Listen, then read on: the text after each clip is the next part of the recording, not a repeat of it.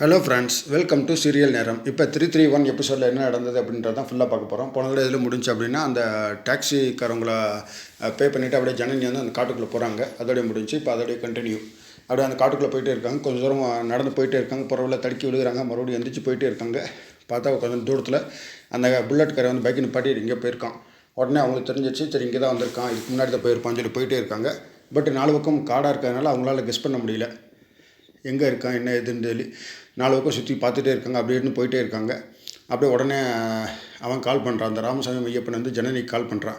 கால் பண்ணோன்னே, என்ன வீடியோ தேடி போயிட்டுருக்கே இல்லை வேறு எங்கே போயிட்டுருக்கே அப்படின்னு சொல்லி கேட்குறான். உனக்கு என்ன வீடியோ தானே வேணும், நான் எங்கே வீடியோ கொடுத்துட்றேன், தேவையில்லாமல் என்னை டார்ச்சர் பண்ணாத அப்படின்னு சொல்லி பேசிகிட்டு இருக்கும்போதே டக்குன்னு ஒரு மயில் சத்துறான் கேட்குது. கேட்டோன்னே அவனுக்கு டவுட் வந்துச்சு. நீ பாண்டிச்சேரியில் இருக்கிற மாதிரி தெரியலையே, வேற எங்கேயும் இருக்கிற மாதிரி தெரியுது, மயில் கத்துது அப்படின்னு சொல்லி சொன்னோடனே, பாண்டிச்சேரியில் என்ன மயில் இருக்காதா? மயில் எல்லா இடத்துலையும் இருக்கும், மனுஷங்களும் இருப்பாங்க, எல்லா பேரும் இருப்பாங்க. சரியா? உனக்கு தேவையானது வீடியோ, அந்த வீடியோ 2 நாளில் அவன் கைக்கு வரும், பேசாமல் ஃபோனை வச்சுட்டு என்னை அடிக்கடி டார்ச்சர் பண்ணாத அப்படின்னு சொல்லி ஃபோனை வச்சிடறாங்க. அவனை ஃபோனை வச்சிடறான். அப்படியே ஜனனி இங்கிட்டு தேடிகிட்டே இருக்காங்க. அப்படியே அந்த சீனை கட் பண்ணிட்டு மறுபடியும் வீடை காமிக்கிறாங்க. வீட்டில் வந்து அப்படியே அது வெளியில் முல்லை படிக்கட்டில் உட்காந்துருக்காப்புல. அப்படியே கரிகாலன் வீட்டுக்கு வெளியிலேருந்து உள்ளே வரான். அப்படியே முல்லையை பார்த்துட்டு, என்ன நண்பா ரொம்ப நாளாக ஆளவே காணா அப்படின்னு சொன்னோடனே, ரொம்ப நாளாக மாமா உள்ளேருந்து வேலை பார்த்தார்ல, அதுக்கு வெளியிலேருந்து வேலை பார்க்குறதுக்கு தான் நான் போயிருந்தேன் அப்படின்னு அவன் சொல்கிறான். என்ன வெளியிலேருந்து வேலை பார்த்தீங்க அப்படின்னு சொல்லி கேட்டோடனே, உன் தங்கச்சி அதிகாரப்பூர்வமாக இங்கே இருக்கால்ல, அவளுக்கு ரிஜிஸ்ட்ரேஷன் ஆஃபீஸில் கல்யாணம் ஆச்சுன்னு சொல்லி சர்டிஃபிகேட் ஆச்சுல்ல, அதுக்கு எல்லாம் ரிஜிஸ்ட்ரேஷன் ஆஃபீஸில் போய் மேரேஜ் சர்டிஃபிகேட்லாம் பண்ணி எல்லாத்தையும் பண்ணி கொடுத்தது நான் தான். நான் வெளியிலேருந்து வேலை பார்த்தேன்னா மாமா உள்ளேருந்து வேலை பார்த்தார். சரியா? அதனால தான் உன் தங்கச்சி நிம்மதியாக உள்ளே இருக்கா அப்படின்னு சொன்னோன்னே, ஓ பரவாயில்லையே கரிகாலன், எல்லாமே நீங்கள் அப்டேட்டாக இருக்கீங்களே அப்படின்னு சொன்னோடனே, இந்த வீடு உங்களை எப்படியோ என்னென்னமோ திட்டி இருக்குது, என்னென்னமோ செஞ்சுருக்குது, ஆனால் இருந்தாலும் இந்த வீட்டுக்காக இவ்வளோ பண்ணுறீங்களே அப்படின்னு சொன்னோடனே, ஆமையா இந்த ஆள் மனுஷங்க தேவைப்பட்டால் இந்த வீட்டில் நடு வீட்டில் வச்சு சந்தனத்தில் வச்சு குளிப்பாட்டுவாங்க, தேவையில்லைன்னா சாணியை கரைச்சி மூஞ்சியில் ஊற்றிட்டு போடா வெளியில் அப்படின்னு சொல்லி அனுப்பிச்சி விடுவாங்க. என்ன பண்ணுறது, அவங்களுடைய குணம் அந்த மாதிரி, நம்மளுடைய குணம் அந்த மாதிரி, அவ்வளோதான். என்ன பண்ணுறது, ராசி அந்த மாதிரி தான் ஆயிடுச்சு அப்படின்னு சொன்னோடனே, சரி வாங்க உள்ளே போவோம் அப்படின்னு சொல்லிட்டு 2 பேர் உள்ளே போகிறாங்க. உள்ளே போனோடனே அப்படியே அன்பு கரிசி அறிவு கரிசி பேசிகிட்டு இருக்கான்.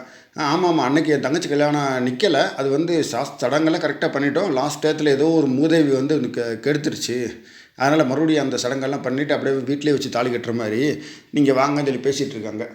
யார்கிட்டையும் ஃபோனில் பேசிகிட்டு போய் கரெக்டாக மேலேருந்து எல்லாம் கேட்டுட்டு கீழே வந்து உடனே அம்மாச்சி ரூமில் கதவு தட்டுறாங்க.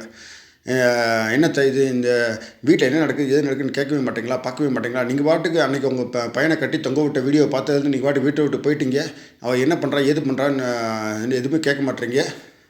ஏன் அஞ்சில் ஒன்று போனால் கூட பரவாயில்லன்னு சொல்லி நினச்சிட்டிங்களா அப்படின்னு சொல்லி நந்தினி கோவப்பட்டு அம்மாச்சியை பார்த்து கத்த, அப்படியே அம்மாச்சி நந்தியை சேர்ந்து சப்புன்னு ஒரு கன்னத்தில் அரைஞ்சிருவாங்க.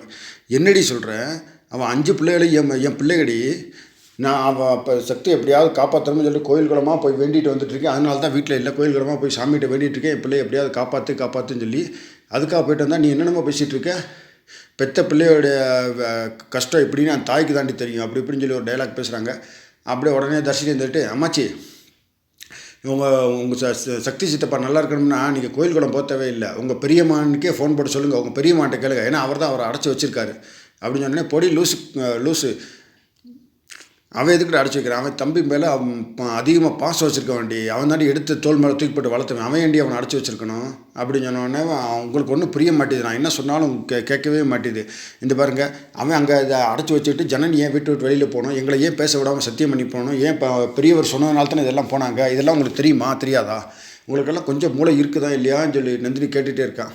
கேட்ட உடனே, அப்படிலாம் எதுவும் நடக்காது, நான் பெரியவன்ட்ட எதுவும் பேசிக்கிறேன், அதெல்லாம் எதுவுமே கிடையாது, நீங்கள் எல்லாம் தப்பாக புரிஞ்சுக்கிறீங்க அப்படின்னு சொன்னோன்னே, அம்மாச்சி உங்களுக்கு என்ன சொன்னாலும் புரியவே மாட்டேதுன்னு சொல்லி நந்தினி கத்துறா. உடனே அறிவு கரிசி, வாயை முறை, இப்போ நீ எது சொன்னாலும் எதுவுமே நடக்க போகிறது கிடையாது, பேசாமல் அப்படின்னு சொன்னோடனே, இந்த பாருங்கள் தான் வீட்டுக்குள்ளே ரவுடித்தனம் பண்ணிக்கிட்டு வீட்டுக்குள்ளே வந்து என்னென்னமோ பண்ணிகிட்ருக்கா அப்படின்னு சொல்லி நந்தினி சொல்ல, என்னடி பண்ணிட்டா ரவுடித்தனம் அப்படின்னு சொன்னோன்னா, இந்த பாரு இப்போ தர்ஷனுக்கும் அவனுக்கு அன்பு கட்சிக்கும் கல்யாணம் பண்ணி வைக்க பார்க்குற மறுபடியும் அப்படின்னு சொன்னோன்னே, அம்மாச்சிக்கு ஒரு சின்ன ஷாக் ஆகிடுச்சு. இன்னும் ஏற்கனவே கல்யாணம் ஆனவங்களுக்கு இன்னொரு கல்யாணமா? ஆமாம், அவன் தங்கச்சியை கூட்டு வந்து வச்சுருக்கிறதுக்கான காரணமே இதானே, அதுதானே பேசிகிட்டு இருக்கா அப்படின்னு சொன்னோன்னே, உடனே அறிவு கட்சி இருந்துச்சு, ஆமாம் என் தங்கச்சியை மறுபடியும் தர்ஷனுக்கு கல்யாணம் பண்ணி வைக்க தான் நான் வந்திருக்கேன், நான் இதை யாராலும் எவ்வளாலையும் தடுக்க முடியாது, எந்த மூதேவியும் தடுக்க முடியாது, தடுக்க நினச்சாலும் நடக்காது. சரியா? என்னடி சொல்கிறேன்னு சொல்லி அம்மாச்சி கேட்க, ஆமாம் அம்மாச்சி, நீங்கள் பெரியவங்கன்றத மரியாதையோட பேசிகிட்டு இருக்கீங்க. உங்கள் மரியாதையை நீங்களே காப்பாற்றிக்கோங்க, சரியா? என் தங்கச்சிக்கும் உங்கள் மூத்த பிள்ளையோடைய பையன் தர்ஷனுக்கும் நாளைக்கு இந்நேரம் கல்யாணம் மீனாட்சி அம்மன் சாமி முன்னாடி கல்யாணத்தை நடத்துவேன், தாலி கட்டுவேன். இதை எந்த உதவினாலையும் தடுக்க முடியாது. வேணும்னா அச்சரை போட்டுப்போங்க, இல்லைன்னா ஒரு மூலையில் உட்காந்து ஏதாவது சொல்லிக்கிட்டே இருங்க, சரிங்களா? அப்படின்னு சொன்னோடனே அப்படியே அம்மாச்சி சொல்கிறாங்க, ஏண்டி தேவையில்லாம இந்த மாதிரி பண்ணிகிட்ருக்க அப்படின்னு சொன்னேன். இது எல்லாமே நான் பண்ணலை அம்மாச்சி, உங்கள் பெரிய மகன் ஆதி குணசேகரன் சொல்லி தான் எல்லா வேலையும் நான் பண்ணுறேன், சரிங்களா?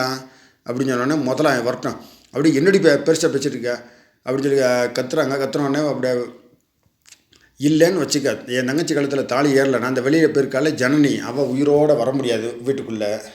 அப்போ அவளையும் உங்கள் கடைசி பிள்ளை சக்தி இருக்காருல, அவனையும் சேர்த்து வச்சு அப்படியே அறுத்து போட்டுருவேன் வெளியில், எதுவுமே கொண்டுருவேன், யாருக்குமே எதுவும் தெரியாது அப்படின்னு அம்மாச்சிக்கு ரொம்ப கோவம் வந்துருச்சு. உடனே தர்ஷினி கோவம் வந்து அப்படியே அருவி கட்சி பிடிச்சி கழுத்து அடிச்சு இது பண்ண பார்க்குறா. அப்படியே அருவி கட்சி நேராக கிச்சனுக்குள்ளே போய் அருவாமனை எடுத்துகிட்டு வந்து உங்கள் எல்லாத்தையும் அறுத்து போட்டு நான் ஜெயிலுக்கு போகிறேன்டி. ஜெயிலுக்கு போகிறது ஒன்று எனக்கு பழசு கிடையாது, புதுசு கிடையாது, நான் போயிட்டு வந்துடுறேன் அப்படின்னு சொல்லி சொல்கிறேன். அப்படியே பிரச்சனைக்கு மேலே பிரச்சனை வெடிச்சிக்கிட்டே இருக்குது. பேசாமல் இருக்கடி அப்படின்னு சொல்லிட்டு அம்மாச்சி எல்லாத்தையும் விலக்கி விட்டுட்டு பேசாமல் இதுக்கெல்லாம் என் பெரிய மேக வரட்டும், நான் தீர்வு காண்றேன் என்னன்னு. தேவையில்லாமல் நீ ரவுடித்தனம் பண்ணிகிட்ருக்கு அப்படின்னு சொல்லி அருவி கட்சி மிரட்டுறாங்க. அப்படியே இவங்க 4 பேர் மேலே போயிட்டாங்க. தர்ஷன் வந்து அந்த அன்பு கட்சி ரூமில் போய் கதவை டம்முன்னு அடிச்சிட்டு உள்ளே போயிட்டான். அப்படியே அன்பு கட்சி பின்னாடியே போயிட்டான். அந்த சீன் அப்படியே வீட்டுக்குள்ளே அந்த சண்டை முடிஞ்சிருச்சு. அப்படியே மறுபடியும் இந்த சைடு ஜனனியை காட்டுறாங்க. ஜனனி காட்டுக்குள்ளே தேடிகிட்டே இருக்கா. அப்படியே அந்த ராமசாமி மையப்பனை காட்டுறாங்க. ராமசாமி மையப்பன் இந்த மாதிரி யோசிச்சுட்டே இருக்கேன். அப்படியே அந்த மாத்திரை கொண்டு வந்து அந்த புல்லட்டுக்காரன், என்னென்ன இந்த மாதிரி யோசிச்சுருக்கீங்க, இவனை நாங்கள் பார்த்துக்குறோம்ண்ணே, பொட்டுன்னு போட்டால் டக்குன்னு போயிட போகிறேன், நீங்கள் தான் யோசிச்சுட்டே இருக்கீங்க. இல்லைடா, அவனை பொட்டுன்னு போட்டால் போயிடுவான்னு எனக்கு தெரியும், ஆனால் அவனை பொறுமையாக வச்சு போடணும். அந்த வீடியோ கிடைக்கிற வரையும் அந்த மாமாவன் குணசேகரன் நானும் ஒன்று சேர்ந்தா வேலை பார்க்குறோம். அந்த வீடியோ கிடைச்சோடனே குணசேகரன் அவன் ஜனனி அங்கே கொண்டுருவார், நான் இவனை இங்கே கொண்டுருவேன். ரோமியோ ஜூலியட் 2 பேரும் ஓஹோ பரலோகம் அப்படின்னு சொல்லி சொல்கிறேன். ஆஹா, அப்படியே அந்த எபிசோடு முடிஞ்சு. இன்னும் அடுத்த எபிசோடில் இதை ஜனனி மேக்ஸிமம் நெருங்கி வந்துட்டான். எப்படி சக்தி இருந்த இடத்த கண்டுபிடிச்சிருவாளா, இல்லை இவங்க எதுவும் பார்த்து எதுவும் கொண்டுருவாங்களா, இல்லை ஜனனிக்கு வேறு சப்போர்ட்டிங் டீம் எதுவும் வருவாங்களா, என்ன ஏதுன்றது தெரில. அந்த ராமேஸ்வரத்துக்கு போகும்போது கூட சக்திக்கு பின்னாடி ஒரு டீம் இருந்துச்சு, ஆனால் இப்போ எதுவும் வரமாட்டாங்க, என்ன எதுன்னு தெரில, பார்ப்போம். இந்த வீடியோ பிடிச்சிருந்தா சப்ஸ்கிரைப் பண்ணிவிடுங்க. Thank you so much for all.